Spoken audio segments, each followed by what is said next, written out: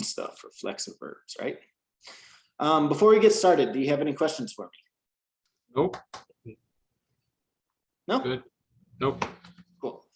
So what are reflexive verbs? Just a quick little recap, right? A reflexive verb is when the subject and the object are the same, right? The person that is doing the action is also receiving the action. And this works differently than it does in English, right? We don't have this concept of a reflexive verb. We just say things like myself or yourself or himself, right? So if I wanted to say, like in English, I would say he shaves his face. You actually have to say he shaves himself in the face, right? Which is structurally different, right? So we'll have a verb like, the verb is afeitar, afeitar, afeitar. And that means to shave. However, if you look at it, it ends with se, afeitarse. What this say on the end of it, if you look at it, it's a regular AR verb, okay? But it's followed by se, which is your indication that it's a reflexive verb. So to do this, you have to say, él se afeita la cara. This se represents that he's doing it to himself in this situation. It's what's called a reflexive verb pronoun or a reflexive pronoun. Okay. So to do the full conjugation, you have to understand that the subject is Joe, I shave myself, right? That's what the me means here. I shave myself.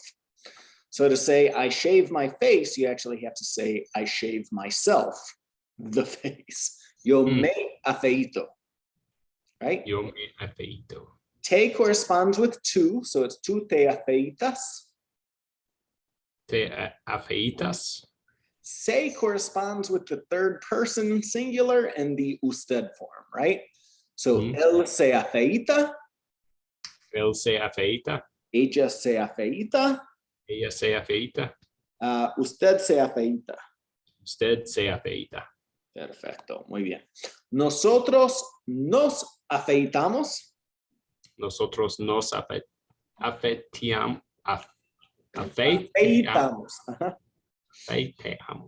We can skip vosotros. And then again, se is in the third person plural as well. Ellos se afeitan. Ellos se afeitan. Ellas se afeitan. Ellas se afeitan. Ustedes se afeitan. Ustedes se afeitan. Perfecto, right?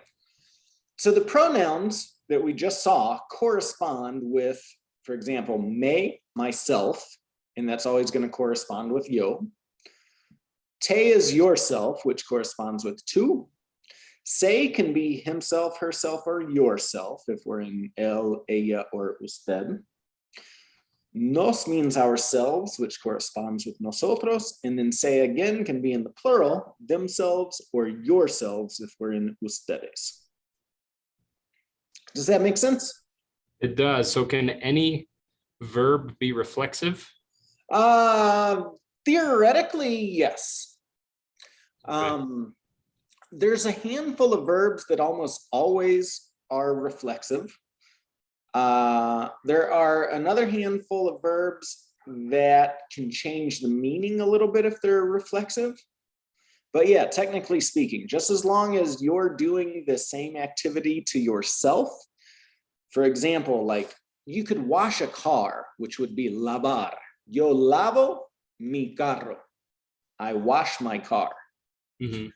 But if I wanted to say I wash my hands, I need to make it reflexive. Yo me lavo las manos. I wash myself hands. What was the carro? It was me Yo lavo mi carro. Yo lavo mi carro. Okay. Yo me lavo mis manos. Yeah. Okay. Right? So I could say I talk to myself. Exactly. Yo me hablo. Exactly. Okay. Okay. So let's go through this conjugation because here's where you got to do a lot of practice to make it stick, right? Yo me lavo. Yo me lavo. Tú te lavas. Tú te lavas. Él se lava. Él se lava. Ella se lava. Ella se lava. Usted se lava. Usted se lava. Nosotros nos lavamos. Nosotros nos lavamos. Ellos se lavan. Ellos se lavan. Ustedes se lavan.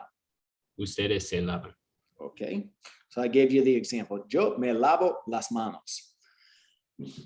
So, in English, we would say, I wash my hands. yeah, I think I said mis manos, but it's the hands. Naturally speaking, that's what you want to say, right? Because you're translating from English to Spanish. Mhm. However, because Spanish is using this reflexive form of the verb, it's redundant to say mis manos because you've already said that you're doing it to yourself. Me lavo. Okay. So yeah, in Spanish, you don't use the possessive adjective the way we would. You just simply say yo me lavo, the reflexive verb, and then whatever part of your body that you're washing. Okay.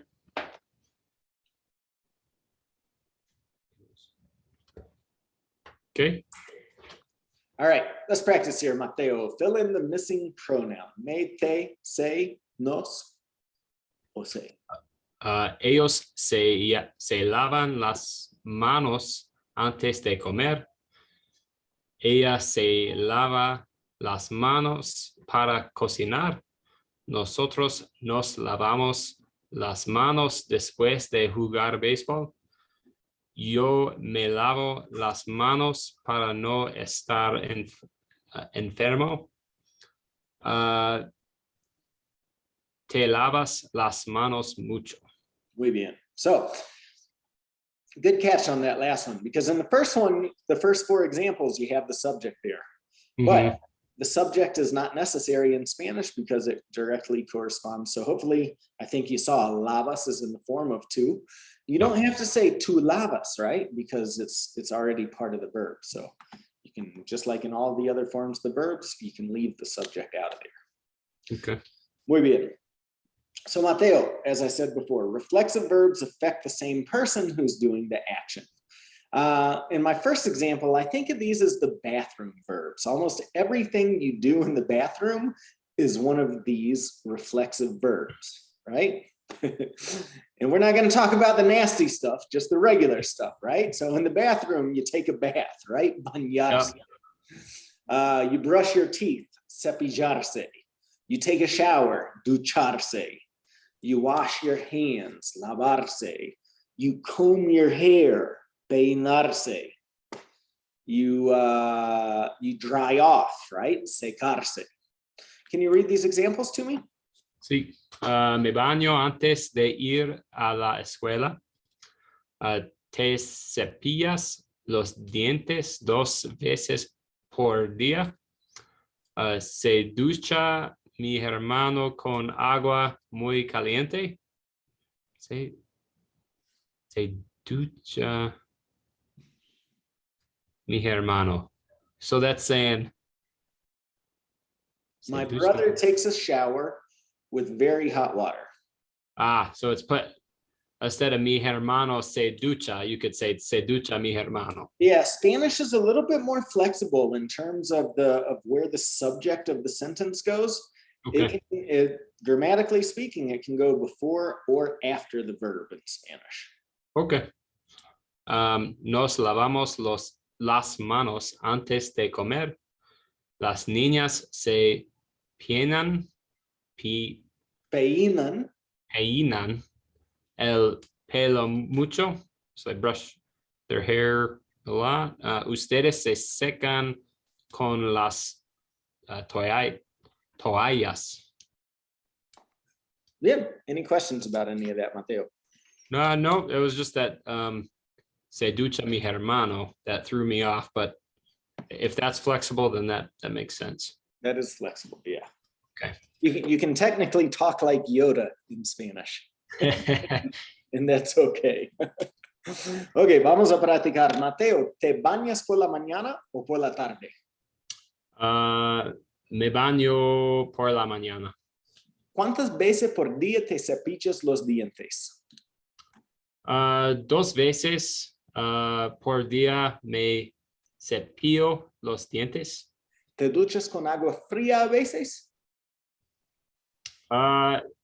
Sí, me ducho con agua fría generalmente. ¿Cuántas veces por día te lavas las manos? ¿Cuántas? No sé. Me lavo las manos después del baño. ¿Te peinas el pelo mucho? No me peino el pelo mucho. ¿Te secas las manos con una toalla de papel o de tela? Me seco las manos con un de tela. Is that tela is towel? Or Tela, yeah, so toalla is towel. I'm asking a paper towel or like a cloth towel. toalla de tela. Ok, muy bien, Mateo. Bien. Las matemáticas, vamos a repasar, okay? So here we have the different signs and stuff. So like la suma is addition and we say más. La resta is subtraction, we say menos. La multiplicación is multiplication, we say por. And then la división is division, where we would normally say entre. Por ejemplo, Mateo, ¿cuánto es 38 más 8? 43. ¿Cuánto es 78 menos 15? Es 63. ¿Cuánto es 6 por 10? Es 60. ¿Cuánto es 45 entre 9? Es 5. Muy bien. Cuéntame del Fernet, Mateo. El Fernet es un tipo de alcohol amargo, oscuro y aromático basado en un licor de uva. Es hecho de varias Hierbas. hierbas y especias, las cuales varían dependiendo de la marca, pero generalmente incluyen mira, rubarbo, manzana, cardamomo,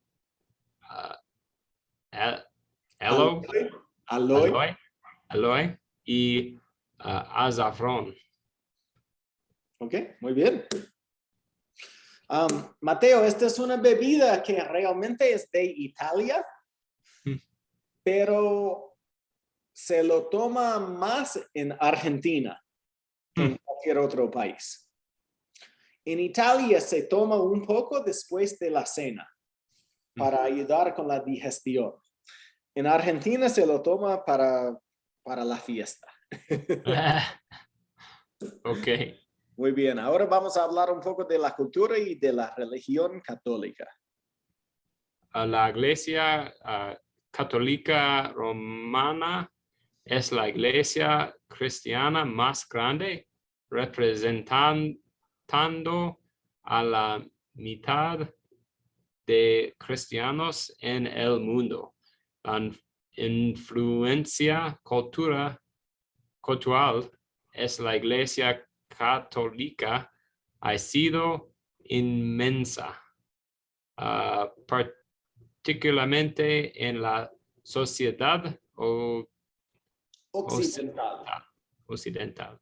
La más significativa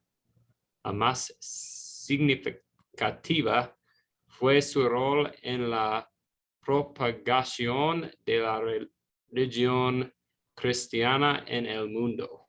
Muy bien. Fue un proceso que terminó con prácticas como los sacrificios humanos, la esclavitud, la esclavitud y la poligamia Poligamia. en tierras cristianas. Los historiadores indican que los misioneros católicos fueran líderes de campañas contra la esclavitud. Esclavitud. ¿Qué significa? Slavery. Oh, la esclavitud. La esclavitud. Que ha existido en casi todas las culturas del mundo. La mayoría de latinoamericanos son cristianos, principalmente católicos romanos. Sin embargo, los miembros de la Iglesia Católica en Latinoamérica están decreciendo, mientras que los simpatizantes de otras religiones, como la protestante, aumentan. To grow. To grow. Aumentar. To grow. Aumentar, to grow. Is it la protestante, Protestant? Is that what it's saying? Okay, to grow. También algunas creencias y rituales indígenas son todavía practicados en países como México o Bolivia. Al mismo tiempo, varias tradicionales afro-latinoamericanos como la santería son también practicadas. Muy bien, Mateo. Okay, muy bien. So that was just the last little piece of lesson number 7.